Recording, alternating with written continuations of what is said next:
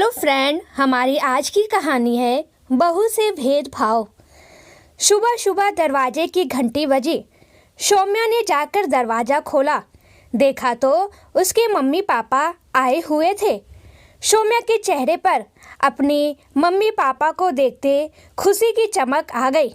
वो तुरंत उनके गले लगकर बोली, वाह माँ पापा, आप दोनों, वो भी इतनी सुबह, क्या सरप्राइज है। तब सौम्या की माँ सावित्री जी ने कहा, बिटिया, हम तो समधी और समधन जी से मिलकर उनको विवाह न्योता देने आए थे। तेरे पापा तो अकेले ही आ रहे थे, लेकिन मैं भी साथ आ गई। सोचा इसी बहाने तुझसे भी मिल लूँगी। सौम्या ने कहा, अरे बैठिए ना माँ पापा। माँ, आपने बहुत अच्छा किया जो आप साथ आ गई। मैं अभी मम्मी जी पापा जी को बुलाकर लाती हूँ। सौम्या अंदर गई अपने सास ससुर को बुलाने, तो सौम्या के माँ पापा को नाम सुनते उनका मुंह बन गया, लेकिन बेमन से ही वो लोग उनसे मिलने आए। सौम्या अपने ससुराल में बड़ी बहू थी। देवर की शादी नहीं हुई थी और ननद सीमा की शादी 1 महीने पहले ही हुई थी। उनकी ससुराल भी वहीं थी। सौम्या के पति अक्षत सॉफ्टवेयर इंजीनियर थे, लेकिन किसी का भी व्यवहार उसके मायके वालों के प्रति ठीक नहीं था। सौम्या के ससुर जी भुवनेश्वर जी ने उसके पापा को देखते कहा, अरे समधी जी, आप बड़ी सुबह सुबह 11 बजे ही आ गए। सौम्या के पापा ने कहा, हाँ समधी जी, बेटी की शादी का निमंत्रण देना था आप सबको, और बाकी जगह भी जाना है। निमंत्रण देने से तो सोचा शुरुआत आपसे ही करूं। सौम्या की सास सरला ने तपाक से व्यंग करते हुए कहा, हाँ, बेटियों की शादी का बोझ जितनी जल्दी उतर जाए अच्छा है। आखिर बेटी की शादी करके आप लोग भी चिंता मुक्त हो जाएंगे। तब सौम्या की माँ ने कहा, जी समधन जी, आपसे बेहतर इस बात को कौन समझ सकता है। आखिर आपने भी तो 1 महीने पहले ही बिटिया की शादी की। तभी सौम्या के ससुर जी ने कहा, सुना है वो लोग खानदानी रईस नहीं है, किसान परिवार है, सिर्फ बेटा ही काबिल है। संकोची स्वभाव और बेटी का पिता होने के नाते सौम्या के पापा चुप रहे, लेकिन सावित्री ने कहा, जी बिल्कुल सही सुना है आपने। लड़का IPS ऑफिसर है, सरकारी एवं व्यवहारिक परिवार है, दोनों एक दूसरे को पसंद करते हैं। इससे ज़्यादा और क्या चाहिए। वरना तो आजकल लोग पैसों के घमंड में बेटी के माता पिता को इज्जत सम्मान देना ही भूल जाते हैं। सौम्या के पापा ने सावित्री जी को आंखें दिखाई तो वो चुप हो गए। सौम्या चाय नाश्ता लेकर आई तो उसके मम्मी पापा ने कहा, अरे बिटिया, इसकी क्या ज़रूरत थी, हम तो बस अब निकलेंगे। अच्छा समधी जी, इजाज़त दीजिए, और हाँ, शादी के हर फंक्शन में आइएगा ज़रूर, कहकर वो लोग चले गए। दरअसल सौम्या के ससुराल वालों में व्यवहारिकता और नैतिकता के साथ अमीर होते हुए भी बहुत कंजूस थे। सौम्या के ससुराल वाले बहुत अमीर और मायके वाले मध्यम वर्गीय परिवार से थे। अक्षत भी पूरी तरह से अपनी माँ का ही अंधभक्त था। उसके लिए घर वालों की हर बात सिर माथे और सौम्या की हर बात बेकार होती थी। उसी दिन सौम्या की बहन का फ़ोन आया। उसने कहा, हेलो दीदी, क्या कर रही हो। अच्छा सुनो ना, आप कब फ्री हो, बोलो तो फिर हम साथ में शॉपिंग के लिए चलेंगे। सौम्या ने कहा, तू बोल तो कब चलना है। अपनी बहन के लिए मैं हर वक्त फ्री हूँ। एक ही शहर में ससुराल और मायका होने के फ़ायदे नुकसान दोनों ही होते हैं, लेकिन सौम्या के हिस्से नुकसान ज़्यादा और फ़ायदा कम था, क्योंकि ससुराल वालों का कहना था कि पास में ही तो मायका है, जब चाहो चली जाओ, लेकिन रहने की क्या ज़रूरत है। अब सौम्या शादी की शॉपिंग के लिए जाने आने लगी। ये बात उसकी सास को बहुत बुरी लग रही थी।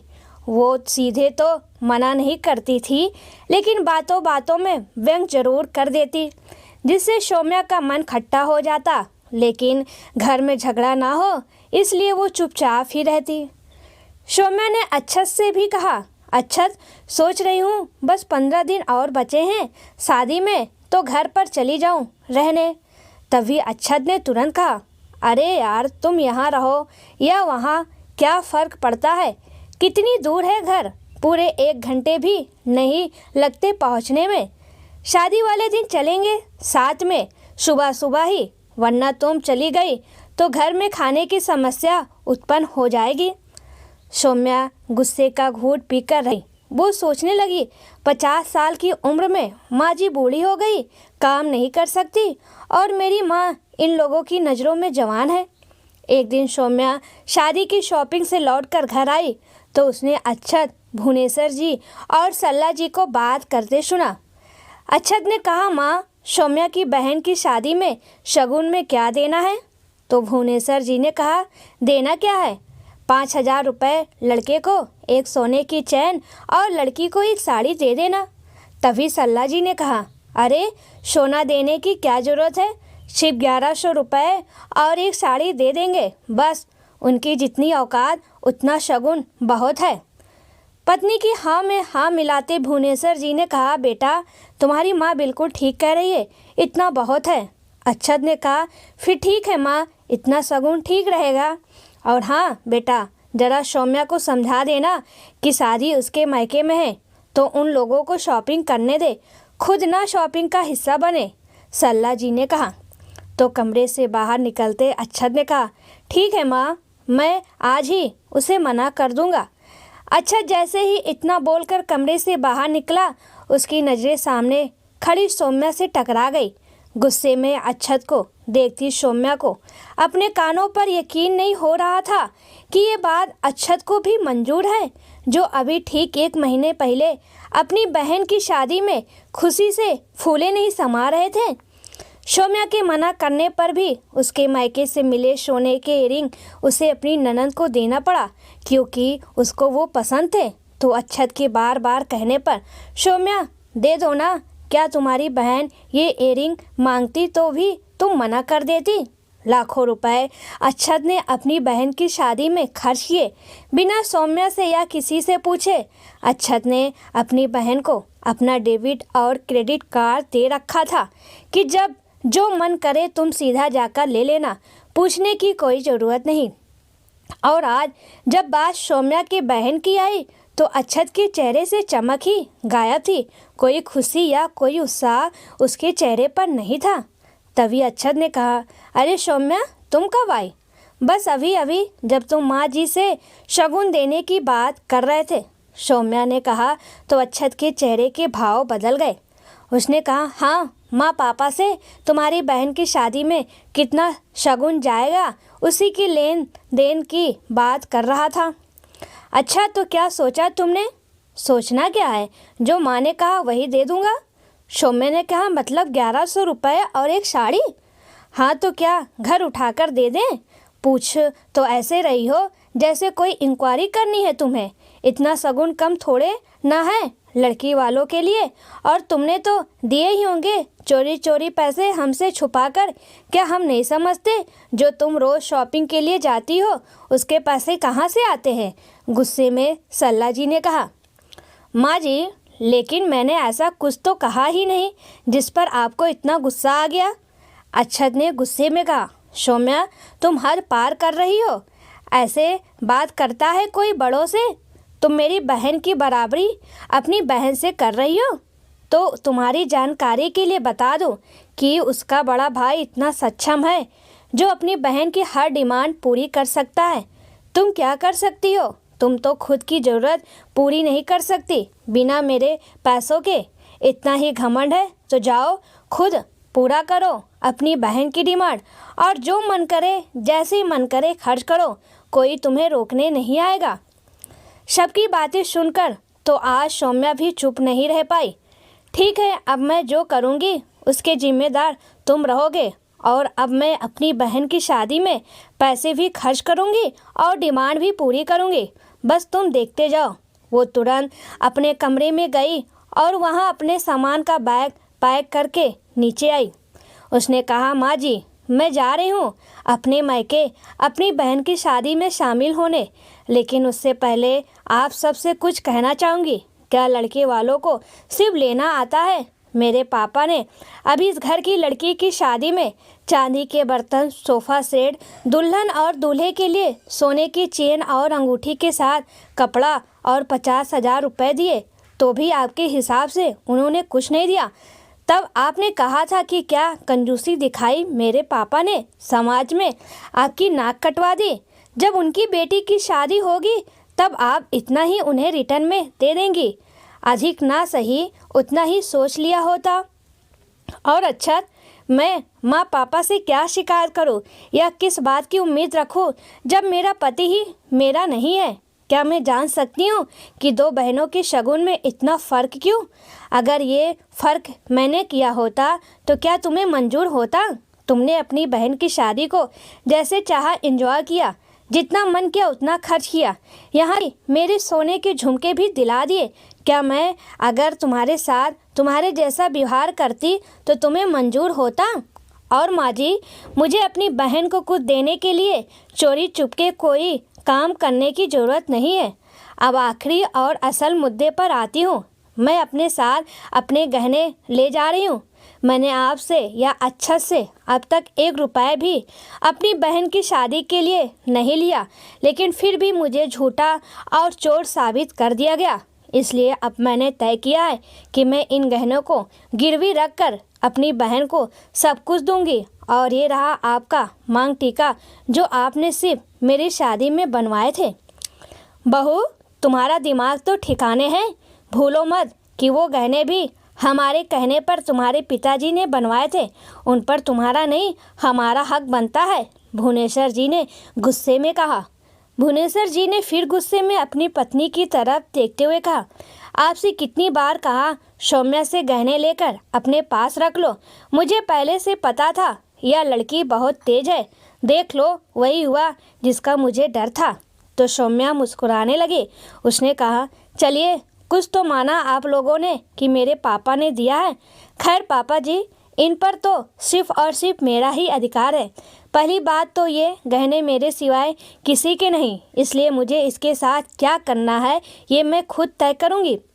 दूसरी बात, अगर इन गहनों को आपने भी बनवाए होते तब भी ये मेरे ही होते, क्योंकि गहने स्त्री धन होते हैं जिस पर सिर्फ औरत का अधिकार होता है। मैं जा रही हूँ इन्हें गिरवी रखने, क्योंकि मुझे इनकी ज़रूरत नहीं, और जिन्हें भी ये गहने चाहिए वो जाकर छुड़वा कर लाए गहने। मैं तो चली अपनी बहन की शादी एंजॉय करने। तब सल्ला जी और भुवनेश्वर जी ने कहा, फिर हमारे घर आने की कोई ज़रूरत नहीं, पड़ी रहना वहीं अपने माँ बाप के घर और करती रहना शादी और अपनी पूरी ज़िंदगी को एंजॉय। तब सौम्या ने मुस्कुराते हुए कहा, माँ जी, आप लोगों को शायद पता नहीं, अच्छा से शादी के बाद कानून ये घर अब मेरा भी उतना ही है जितना आप लोगों का, इसलिए मुझे इस घर में आने से अब कोई नहीं रोक सकता। मेरी जब मर्जी होगी मैं आऊँगी और जाऊँगी। कहकर सौम्या वहाँ से अपना बैग लेकर चली गई। सौम्या को उम्मीद नहीं थी कि इतना सब कुछ होने के बाद कोई उसके ससुराल से उसके घर आएगा शादी में शामिल होने, लेकिन बारात के आने से पहले उसने देखा अच्छत के साथ उसके सास ससुर भी आए थे। विवाह सकुशल संपन्न होने के बाद अच्छत, सौम्या और उसके सास ससुर घर लौटकर आ गए। घर के अंदर प्रवेश करने के बाद अच्छत ने कहा, सौम्या, गहने कहाँ गिरवी रखे हैं बता दो तो मैं उन्हें वापस लेकर आता हूँ। स्नेहा, सौम्या की ननद को जब ये बात पता चली तब वो बहुत गुस्सा हुई और उसने कहा, भैया, मुझे आपसे ये उम्मीद नहीं थी। मुझे ये समझ नहीं आता, जब ससुराल वालों को बहू को अधिकार और सम्मान नहीं देनी होती तो ये बहू लाते क्यों हैं? अगर भैया और मम्मी पापा मेरे साथ ऐसा होता तो क्या आप लोग को अच्छा लगता? नहीं ना। जिस तरह मैं हूँ उसी तरह भाभी भी है।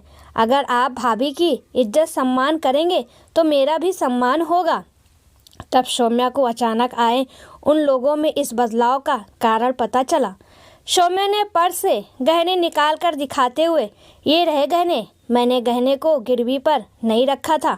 मैं तो आप लोगों को सिर्फ ये बताना चाहती थी कि अगर बहू चाहे तो वो अपना सारा अधिकार ले सकती है, जो चाहे अपनी मर्जी से कर सकती है और उसे कोई रोक भी नहीं पाएगा। अच्छा, तुम भूल रहे हो, लेकिन तुमसे शादी के पहले मैं नौकरी करती थी। मैंने अपने उन्हीं पैसों को अपनी बहन की शादी में खर्च किया, जिस पैसे को मेरे पिता ने हाथ भी नहीं लगाया था और जिसके बारे में तुम आज तक जानना चाहते थे। और मैं हर बार उस बात को टाल जाती थी, क्योंकि वह पैसे मैंने अपनी बहन की शादी में ही खर्च करने के लिए रखे थे। चलती हूँ, लेकिन उम्मीद करती हूँ कि आगे से तुम भी वैसे ही सारे कर्तव्य निभाओगे, जैसे मैं तुम्हारे और अपने परिवार के लिए एक समान निभाती हूँ। अब तुम मेरी और अपनी दोनों बहनों में कभी कोई फ़र्क या भेदभाव नहीं करोगे। और हाँ, मैंने जो गलती की थी तुम्हारी बात मानकर नौकरी ना करने की, उसे भी सुधार लिया है। मैंने अपनी नौकरी फिर से ज्वाइन कर ली है, क्योंकि मुझे ये बात समझ में आ गई कि खुद आत्मनिर्भर रहना कितना ज़रूरी है। दोस्तों, लगभग हर घर में बहू के मायके वालों के साथ यह व्यवहार किया जाता है, जो कि गलत है। सौम्या ने ये कदम उठा लिया, लेकिन असल ज़िंदगी में हर बहू यह कदम नहीं उठा पाती, क्योंकि उसे सामाजिक और पारिवारिक डर होता है। लेकिन हम औरतों को घर हो या बाहर अपने प्रति होने वाले गलत व्यवहार के खिलाफ हमेशा बुलंद आवाज़ उठानी चाहिए, क्योंकि जब हम खुद का सम्मान करेंगे तभी दूसरा कोई भी हमारा सम्मान करेगा।